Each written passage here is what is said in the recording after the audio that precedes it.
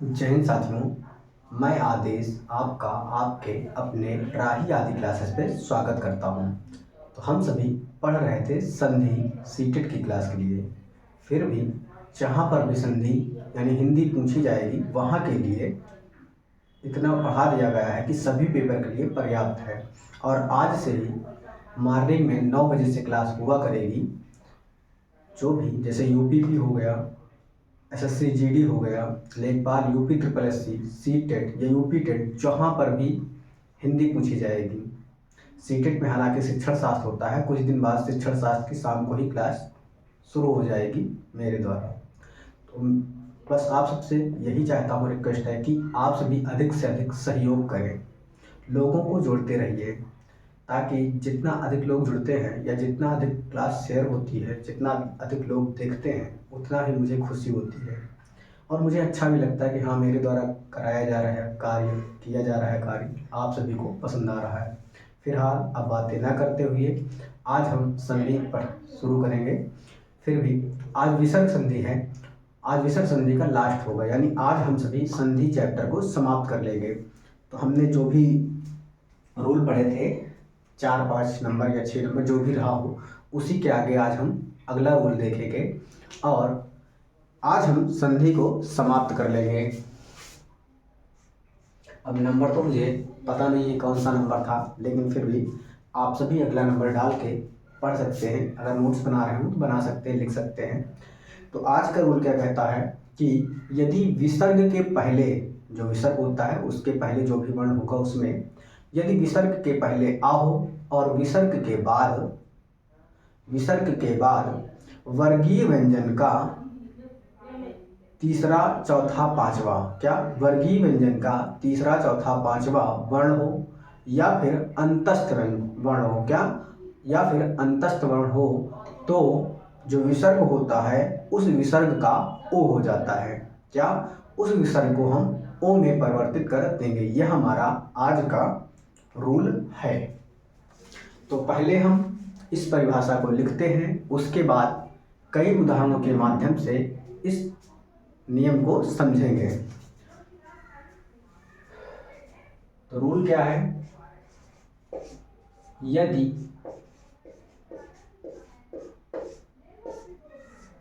विसर्ग के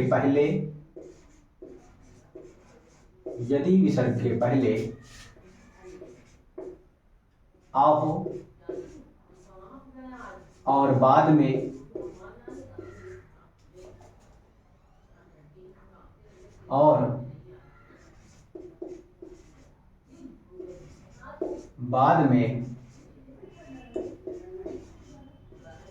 वर्गीय व्यंजन का या वर्गों का लिख लीजिए, क्या वर्गों का लिख लीजिए, सबसे सही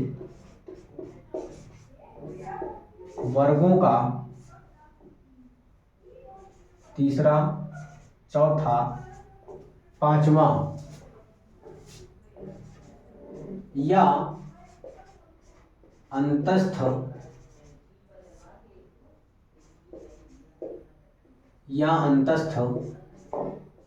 व्यंजन हो, या अंतस्थ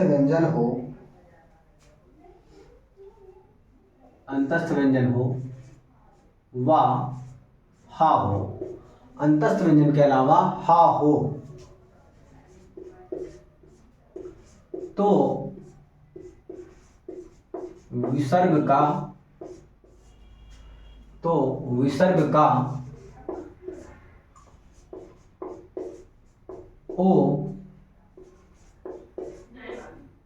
ओ हो जाता है। क्या हो जाता है, विसर्ग का ओ हो जाता है। यह हमारा रूल है, क्या यह हमारा नियम है। अब हम इस नियम को कुछ उदाहरण के माध्यम से देखेंगे, क्या उदाहरण के माध्यम से देखेंगे। जैसे उदाहरण है हमारा मनः धन अनुकूल, क्या मनः धन अनुकूल। तो रूल क्या कह रहा है कि विसर्ग के पहले आ हो, तो ये विसर्ग है, विसर्ग के पहले यहाँ ना में आ है, क्या है, ना में आ है, तो विसर्ग के पहले आ हो और विसर्ग के बाद वर्गों का वर्गों का 3 4 5 हो या अंतस्थ व्यंजन हो हा हो, और यहाँ पर लिख लीजिएगा कोई स्वर हो, ये हमसे छूट गया, कोई स्वर, यहाँ पर माई मिस्टेक, यहाँ पर क्या होगा, स्वर होगा, या कोई स्वर हो, कोई स्वर हो, तो विसर्ग का हमें क्या करना है, ओ करना है। लेकिन हिंदी में है, लेकिन संस्कृत में क्या है, जब भी यहाँ पर स्वर होगा ओ तो हो जाएगा, क्या होगा, ओ तो हो जाएगा, लेकिन ये जो आ है इसकी जगह अवग्रह हो जाता है, क्या हो जाता है, अवग्रह का निशान होता है। जैसे आप देख लीजिए क्या होगा, मनो हो जाएगा, आगे क्या लिखा है, नुकुल लिखा हुआ है, तो जो कोई स्वर होगा, ये चीज आप ध्यान दीजिएगा, जब अगर कोई स्वर हो, स्वर को जोड़ना हो तो इसे बोलते हैं अवग्रह, और आगे क्या कर देंगे, नुकुल, क्या, नुकुल कर देंगे, यानी विसर्ग का ओ कर देंगे, और यहाँ पर जो आ था उसको हम अवग्रह के रूप में कर देंगे, यानी यहाँ पर भी ये स्वर है, ओ है, और यहाँ पर भी आ स्वर है, इसलिए यहाँ अवग्रह हो जाता है। लेकिन आप ये मत सोचिए कि रूल गलत है, रूल गलत नहीं है, रूल सही है, अभी आप समझ लेंगे जब 2 4 और उदाहरण के माध्यम से देखेंगे तब। जैसे एक दूसरा देखते हैं हम लोग, क्या, यशः धन दा, क्या, यशः धन दा, यहाँ पर देखिए ये विसर्ग है, लेकिन विसर्ग के पहले सा में आ है, क्या है, आ है। अब देखिए इस विसर्ग का हम क्या कर देंगे, ओ करना है, तो यहाँ पर क्या करिए, या लिखिए सा लिख लिए, या लिखिए सा लिख लिए, अब विसर्ग का क्या कर देंगे, ओ कर देंगे, आगे दा है तो दा लिख दिए, तो हमारा क्या बन गया, यशोदा बन गया, यशोदा शब्द बन गया।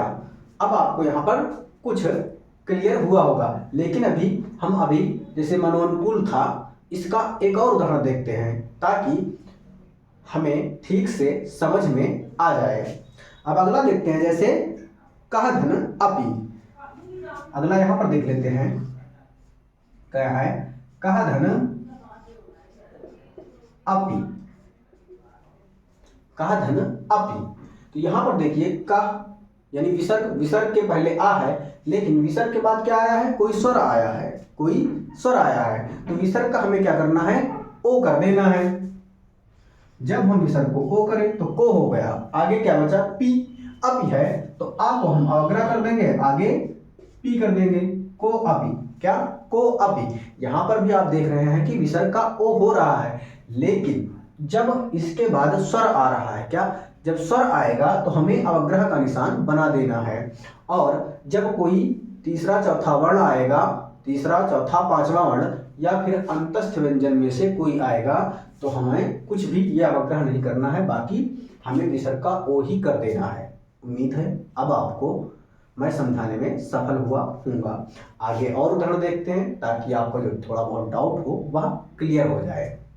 तो अगला उदाहरण देखते हैं, जैसे मनः धन जा, क्या, मनः धन, आगे लिखते रहे जा, मनः धन जा। अब आप देख रहे हैं यहाँ पर क्या, विसर्ग है, विसर्ग के पहले आ है, और वर्गीय व्यंजन का वर्गों का तीसरा चौथा पांचवा होना चाहिए, तो ये क्या है, चा छा जा तीसरा है, यहाँ पर भी ये तीसरा था, तो ये जब तीसरा है तो इसका हमें क्या करना है, विसर्ग का हमें ओ करना है, तो माँ कर दिए, ना कर दिए, विसर्ग का ओ कर दिए, आगे जा है, जा लिख दिए, तो हमारा शब्द क्या बन गया, मनोज शब्द बन जाता है। क्या हुआ, मनोज शब्द बन जाता है। अगला उदाहरण देखते हैं, जैसे पयः धन धर। अब यहां पर क्या है, विसर्ग के पहले क्या है, आ है, लेकिन विसर्ग के बाद तीसरा चौथा पांचवा वर्ण होना चाहिए, तो ता, था, दा, धा, क्या है, चौथा वर्ण आया है। इस बार क्या आया है, चौथा आया है। तो इस विसर्ग का हमें क्या करना है, ओ करना है। पा लिखे, या लिखे, विसर्ग का ओ किए, आगे धर लिखा है, धर लिख दिए, तो क्या हुआ, पयोधर। क्या हो गया, पयोधर शब्द हो जाता है। आगे देखते हैं। और जैसे मनः, धन, रथ, यहां पर क्या है, विसर्ग, विसर्ग के पहले क्या है, आ है, और विसर्ग के बाद क्या होना चाहिए, तीसरा, चौथा, पांचवा वर्ण होना चाहिए, या फिर अंतस्थ व्यंजन होना चाहिए। अंतस्थ व्यंजन आप सभी जानते हैं, या, रा, ला, व होता है। तो यहाँ पर क्या आया है, अंतस्थ व्यंजन रा आया है। तो अब हम क्या करेंगे, इस विसर्ग का ओ कर देंगे। तो जैसे ही इस विसर्ग का हमने ओ कर दिया, आगे रथ लिखा था, रथ को हम ठीक उसी प्रकार लिख दिए। तो हमारा शब्द क्या बन गया, मनोरथ। क्या बना, मनोरथ शब्द हमारा बन जाता है। उम्मीद है अब आपको धीरे धीरे समझ में आ रहा होगा। अगला उदाहरण हम देखते हैं। जैसे अवग्रह का ही देख लेते हैं एक और उदाहरण। जैसे साधन अहम, क्या, साधन अयम, अहम। तो यहां देखते हैं, साधन अहम।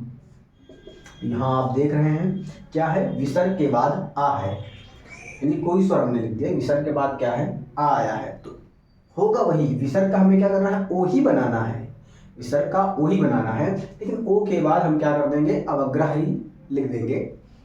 तो हम क्या करते हैं, इस शब्द को बनाएंगे, विसर्ग का हमें ओ करना है, सा किए, सा, और विसर्ग का ओ लिख दिए, उसके बाद आ रहा है यानी स्वर आ रहा है, तो ऐसे लिख दिए, और हम को हम इस प्रकार लिख दिए। तो यह हो गया सो अहम। उम्मीद है आप सभी को अब समझ में आ गया होगा। और फिर भी अभी एक दो उदाहरण और देखते हैं। जैसे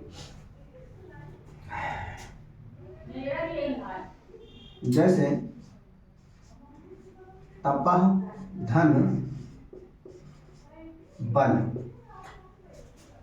ये क्या है, विसर्ग है, विसर्ग के पहले आ है, विसर्ग के बाद तीसरा, चौथा, पांचवा वर्ण आना चाहिए। तो पा, फा, बा, क्या है, ये बा है, क्या है, तीसरा वर्ण आया हुआ है। अब जब तीसरा विसर्ग, तीसरा वर्ग आया है, तीसरा वर्ण आया है विसर्ग के बाद, और विसर्ग के पहले आ आया है, तो हमें क्या बनाना है, ओ करना है। तो ता लिखे, पा लिखे, विसर्ग का ओ कर दिए, आगे बल लिखा हुआ है, तो हम बल को उसी प्रकार लिख लेंगे। तो हमारा संधि करने पर जो शब्द बना, क्या बना, तपोबल। क्या बन गया, तपोबल हमारा शब्द बन जाता है। आगे एक उदाहरण और देखेंगे, इसके बाद हम अगला रूल पढ़ने वाले हैं। जैसे सरह, धन, जा, विसर्ग के बाद वर्गीय व्यंजन का तीसरा, चौथा, पांचवा, या फिर अंतस व्यंजन होना चाहिए। तो चा, छा, जा, ये तीसरा है, विसर्ग के पहले आ होना चाहिए, तो रा में आ है। अब विसर्ग का हम क्या करेंगे, ओ कर देंगे। सा लिखे, रा लिख दिए, विसर्ग का ओ बना दिए, आगे जा लिखा है, जा लिख दिए, हो गया सरोज। क्या हो गया, सरोज शब्द हो जाता है। अब हम अगला रूल पढ़ने वाले हैं।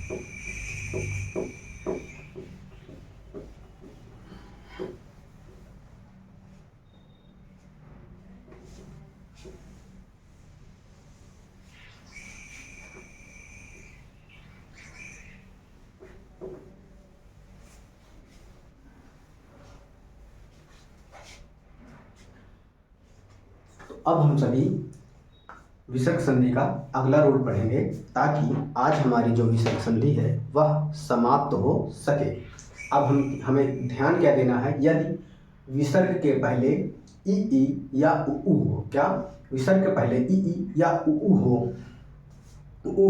और विसर्ग के बाद कोई स्वर हो, क्या विसर्ग के बाद कोई स्वर या फिर अंतस्थ व्यंजन हो, कोई स्वर हो या अंतस्थ व्यंजन हो, या फिर यहाँ पर भी ध्यान देना है कि वर्गीय व्यंजन का तीसरा चौथा पांचवा वर्ण हो, क्या तीसरा चौथा पांचवा वर्ण हो, तो विसर्ग का हम क्या करेंगे, रा कर देंगे। इस बार क्या करेंगे, रा करेंगे।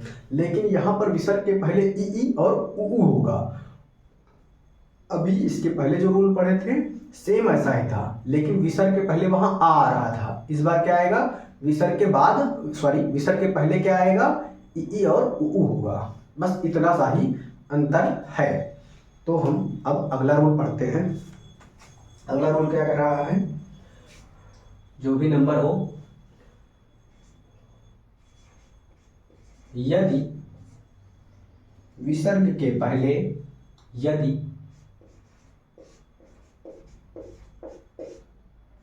विसर्ग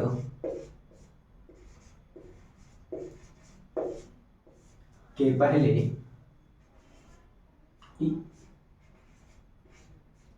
ई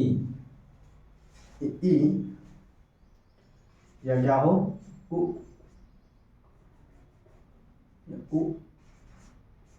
उ हो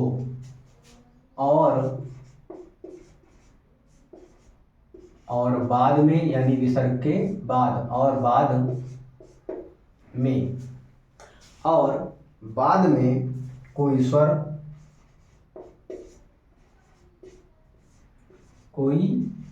स्वर और क्या था, अंतस्थ व्यंजन,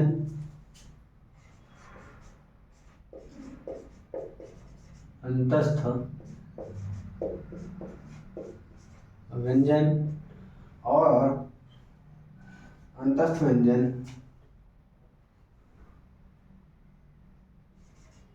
या वर्गों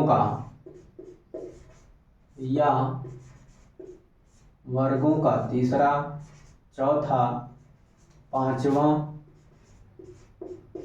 वर्ण हो, तो विसर्ग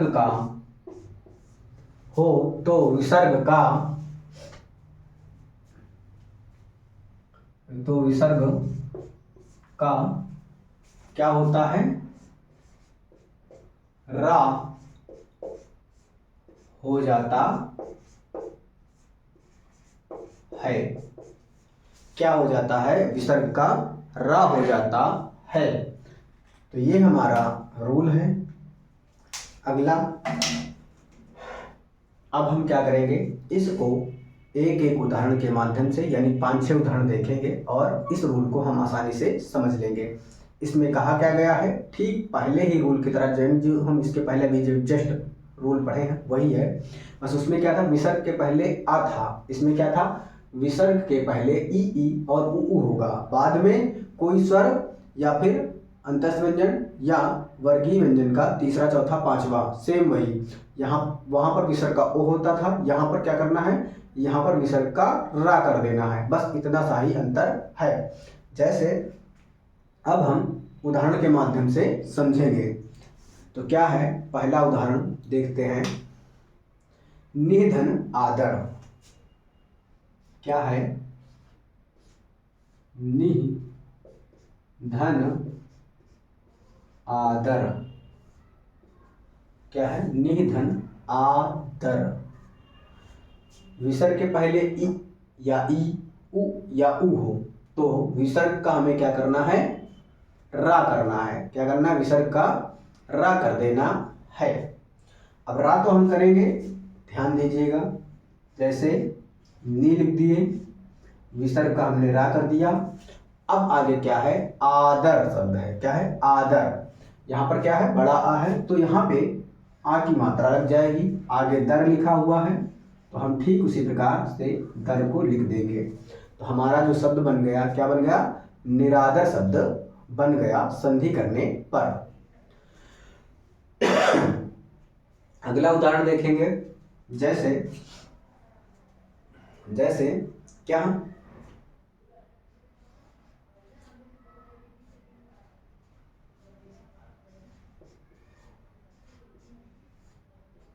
दो धन गुण, क्या है, दो धन गुण है, विसर्ग है, विसर्ग के पहले ई या उ होना चाहिए, तो उ है।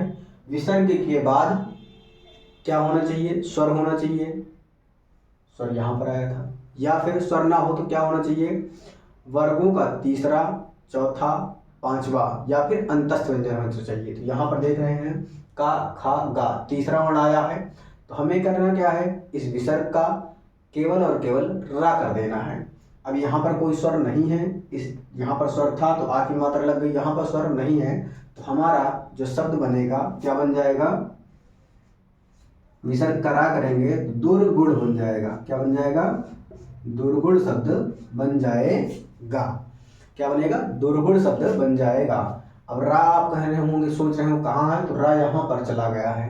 क्या, रा ऊपर चला गया है, क्योंकि रा अधूरा था तो हमने ऊपर लगा दिया है, और ऊपर लगता भी है तो अच्छा भी लगता है। क्या हुआ, दुर्गुण हुआ। या फिर समझने के लिए मान लीजिए आगे कोई व्यक्ति है, दो तीन, बीच में कोई विकलांग व्यक्ति है, जो विकलांग कह लीजिए, या फिर ये मान लीजिए थोड़ा सा कमजोर व्यक्ति है, विकलांग शब्द सही नहीं होगा, क्या मान लीजिए कोई कमजोर है, पीछे फिर कई सारे लोग हैं। अब इनको आगे मान लीजिए इधर की तरफ चलना है, तो यह व्यक्ति इतना स्लो चलेगा, या फिर मान लो चल ही ना पाए, तो या तो इसको छोड़ दिया जाए, या फिर क्या है, छोड़ना सही नहीं है, क्योंकि साथ के हैं सभी लोग, जब हम सभी साथ हैं आए हुए हैं तो साथ जाएंगे भी, तो क्या है, तो साथ में चलना है, तो इनको क्या, या छोड़ना सही नहीं है, तो आगे वाला तो पीछे बढ़ के इनका सहयोग करेगा नहीं, आगे वाला इंसान पीछे वाले तो सहयोग करेगा नहीं कि पीछे लौट के आए वो, तो क्या है, जो पीछे वाले होंगे इनके सभी साथी, वो क्या करेंगे, पीछे से थोड़ा थोड़ा धक्का देते हुए चलेंगे, यानी कि हम आसानी से इनको भी अपने साथ लिए चलें। तो यहाँ पर आना चाहिए था अधूरा, तो क्या हुआ कि पीछे वाला इनको एक प्रकार से वो नहीं चल पा रहा था, जब मान लो उसकी तबीयत खराब हो तो उसको जैसे गाँव में कहते हैं चढ़ा लेना अपनी पीठ पर, तो वो समझ लीजिए यहाँ पे यही है। इसको रा, इस रा को रे भी बोलते हैं, क्या बोलते हैं, रे भी बोलते हैं। तो इसने क्या किया कि चल भाई तू मेरे पीठ पे बैठ जा और मैं लेके चलूँ, तो वही आज यहाँ पे हुआ है, बस आपके समझने के लिए।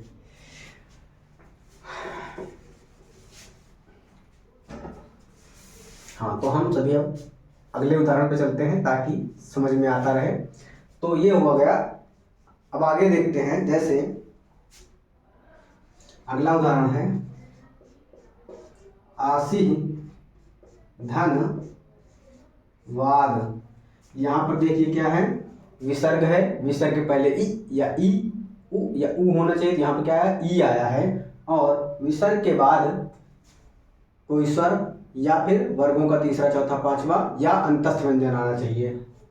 अंतस्थ व्यंजन यहाँ पर क्या है, या, रा, ला, वा क्या है, अंतस्थ व्यंजन है, तो इसलिए क्या होगा, विसर्ग का रा करना है। ठीक, आसी तो हम उसी प्रकार लिख लेंगे,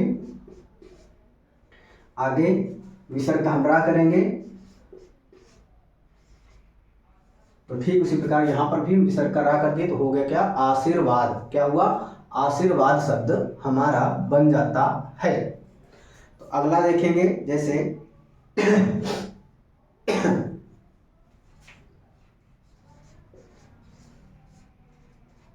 चतुर्धन आनंद। क्या, चतुर्धन आनंद, चतुर्धन आनंद, विसर्ग है, विसर्ग के पहले ई या उ होना चाहिए, तो उ है, उसके बाद कोई स्वर है, तो विसर्ग का हम क्या करेंगे, रा में परिवर्तित कर देंगे।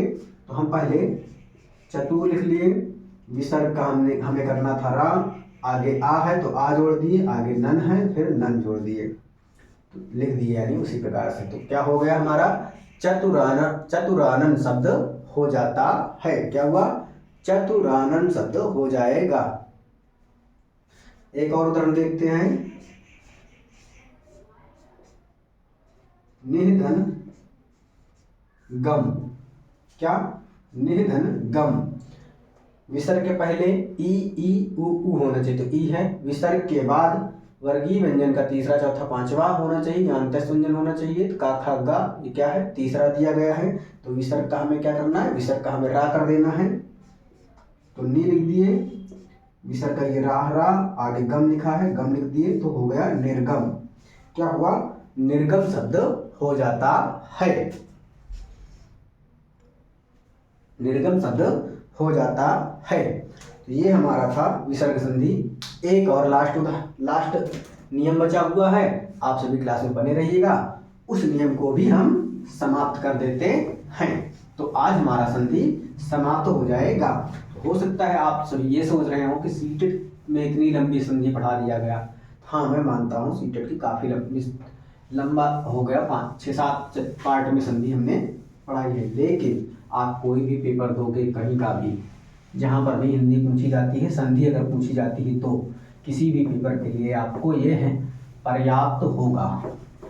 अब अगली क्लासेस जो भी होंगी वो हम ध्यान में देंगे कि आप सीटेट वाले हैं तो इतना लंबा आपको ना पढ़ाया जाए, ताकि आप लोगों को भी बोरिंग ना लगे और अधिक से अधिक हमारा भी आप सहयोग करें, ताकि हम सभी क्या है एक दूसरे के सहयोग से बहुत जल्द आगे बढ़ेंगे।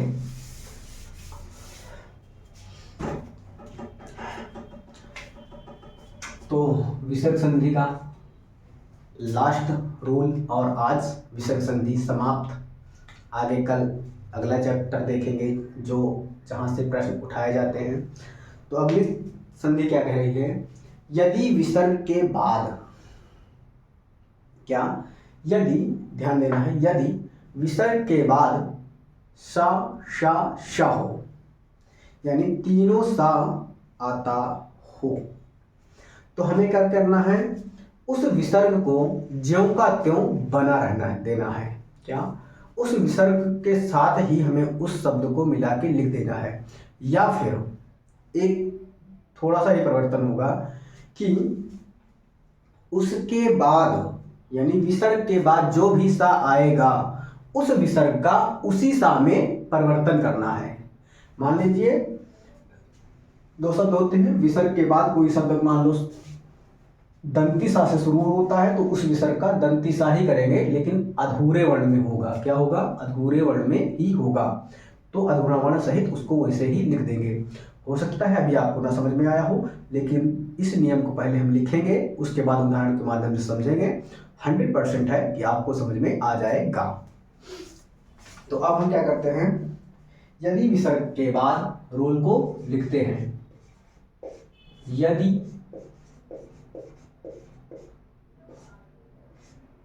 विसर्ग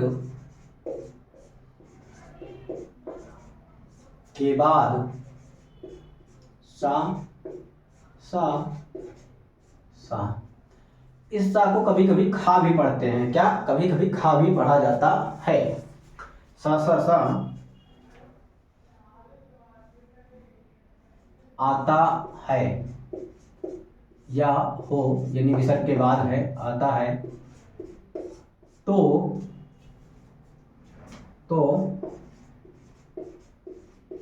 विसर्ग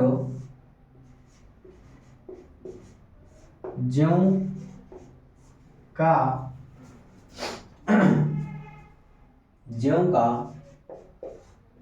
त्यों बना रहता है। ज्यों का त्यों बना रहता है, ज्यों का त्यों बना रहता है। ये हमारा हो गया रूल।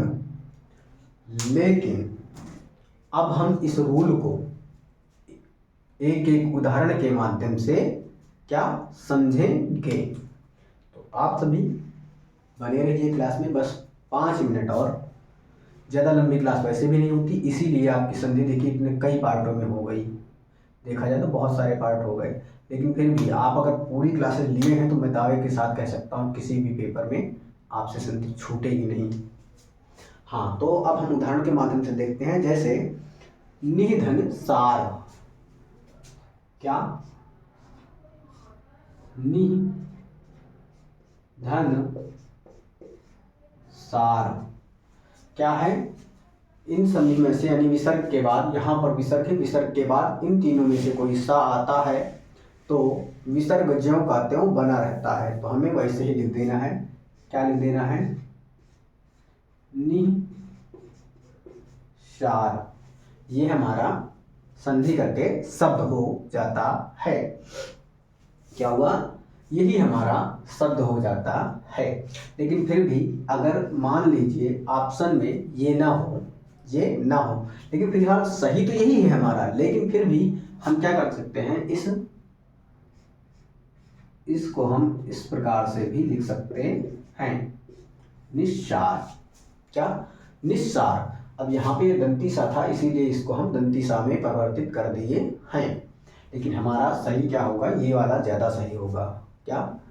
विसर्ग के साथ, यानी रूल है ज्यों का त्यों लिख देते हैं, तो ज्यों का त्यों तो यही हुआ, जो लिखा है उसी को लिख देते हैं। बीच से जो धन का निशान वो हटा दिए, तो ज्यों का त्यों ये हुआ निस्सार। ये हमारा सही है 100%। बस ये है कि इस प्रकार से भी हम लिख सकते हैं, रूल के थ्रू बना भी सकते हैं। संस्कृत में विसर्ग का रा भी होता है, विसर्ग का सा भी बनता है, तो इसलिए तो क्या है, निस्सार ये वाला सही बन जाएगा। लेकिन फिर भी हम और उदाहरण को देखते हैं ताकि आपको समझ में आ जाए। जैसे निधन, क्या?